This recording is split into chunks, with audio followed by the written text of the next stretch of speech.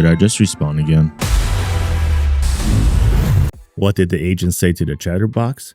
Dang, I never seen marshmallows get flung so fast. Haha, dag joke of the day.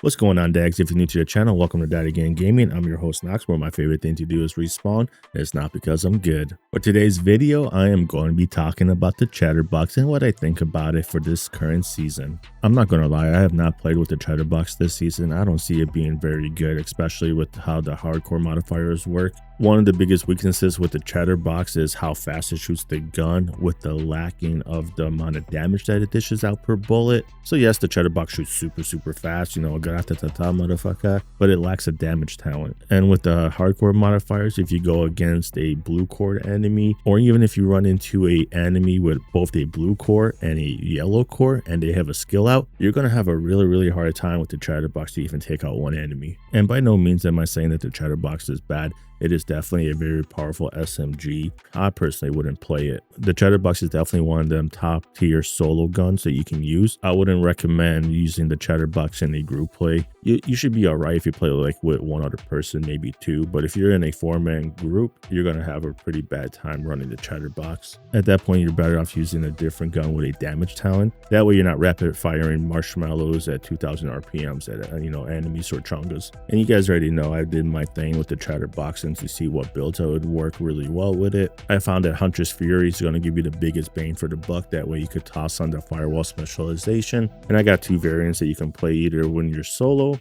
or if you're playing with a couple other agents or in a group play. And here's a couple tips with the chatterbox. What I like to do is I'll run into a crowd of enemies and then I'll reload my gun. That way I could get the 5 stacks in my chatterbox talent. And then I'll start doing my gratata thing. And another tip is if you go to a ammo box and you are the one who opens it, it will refill the ammo of the chatterbox without having to reload. And the ammo box tricks is going to be handy if you have 5 stacks and you don't want to lose them if you're low on ammo. And another cool tip if you are running the Hunter's Fury gear set is that they both work within 15 meters. And that's going to allow you to gauge to see who's in range for you to reload and get your chatterbox stacks. And when it comes to what kind of content you play, you want to stick to close quarter content. You want to do missions that are smaller. You want to do like open world activities that are closer together. So when you are doing control points, you don't want to do the control points where the enemies spawn far away, because one of the other big weaknesses with the chatterbox is range. Either way, those are like some of the pros and cons of the chatterbox.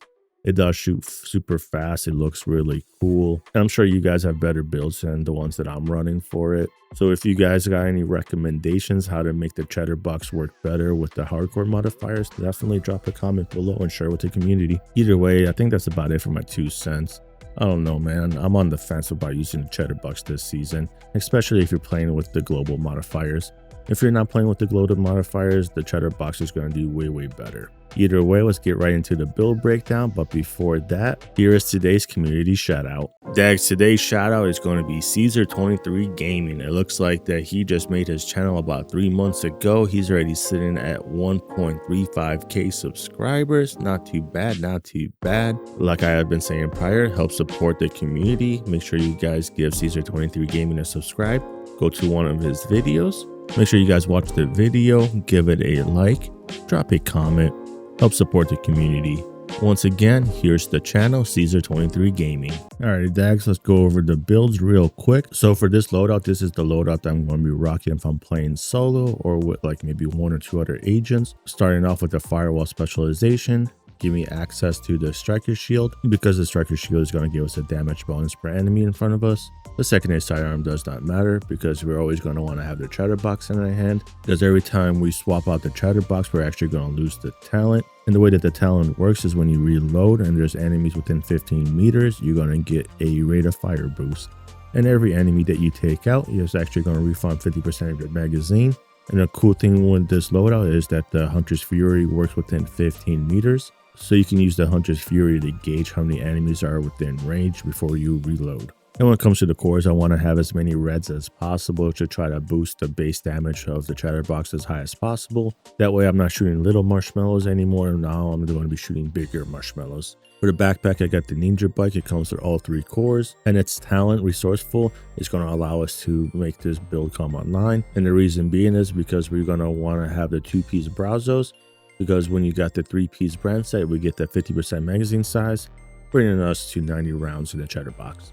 And here's the knee pads. And then for the final 3 pieces, we're going to be running the Hunter's Fury. And thanks to the backpack talent, it's going to put online the 4-piece combo. So we're going to get the SMG damage, armor on kill, and then we're going to get the Apex Predator, which is going to give us a base amplified damage plus a stack amplified damage source. And on top of that, every time we take out an enemy, they're going to get crowd controlled. When it comes to the attributes, just put critical hit chance as close as possible to 60%.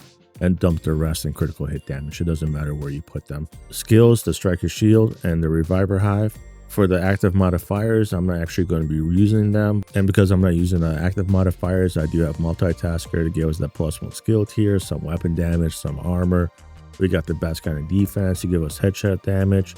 And then we got loaded up to transform some of that critical hit chance to critical hit damage. Stat-wise, we're going to be sitting over 60% critical hit chance, 156% critical hit damage. And defense-wise, we got 1.2 million armor with 240,000 armor on kill.